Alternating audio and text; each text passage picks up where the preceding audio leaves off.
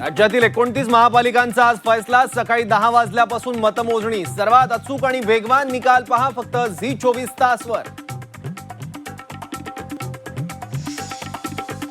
मुंबईचा किंग कोण याचा आज फैसला। मुंबापुरीत ठाकरे बंधूंची अग्निपरीक्षा, तर मुख्यमंत्री फडणवीस आणि उपमुख्यमंत्री शिंदेंचीही प्रतिष्ठा पणाला। ठाण्याचं कल्याण, डोंबिवली, नवी मुंबईत कोणाची सत्ता? एकनाथ शिंदे गड राखणार का याकडे लक्ष, तर गणेश नाईक, हितेंद्र ठाकूर यांच्यासह दिग्गजांची प्रतिष्ठा पणाला। पुणे पिंपरी चिंचवडमध्ये पवार काका पुतण्याची जादू चालणार की भाजप मुसंडी मारणार?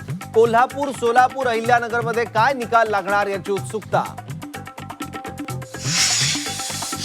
शिवसेनेचा बालेकिल्ला असणाऱ्या गडाला भाजप धक्का देणार का याकडे लक्ष, तर नाशिकमध्ये काय होणार याकडेही नजरा।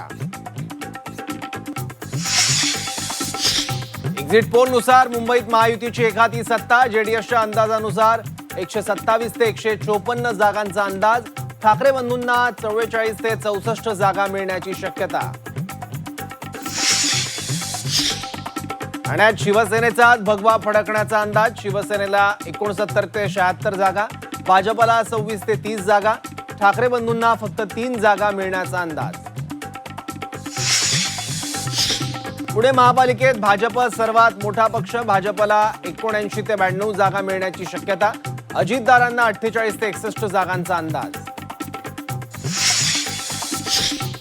नाशिकमध्ये जेडीएसच्या पोलनुसार भाजपचीच एकाती सत्ता येणार। शिवसेनेला 35 ते 41 जागा, तर ठाकरे बंधूंची 10 ते 12 जागांवरच कामगिरी चांगली।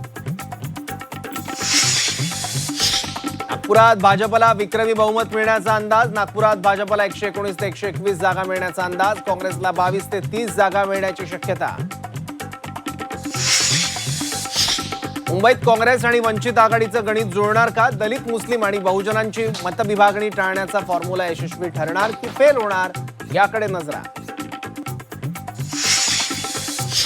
ठाण्यातील मानपाडा परिसरात तुफान राणा, माजी महापौर मीनाक्षी शिंदे आणि अपक्ष उमेदवार भूषण भोईर यांचे कार्यकर्ते भिडले। ईव्हीएम पळवून नेण्याचा प्रयत्न झाल्याचा आरोप, पोलिसांचा लाठीचार्ज।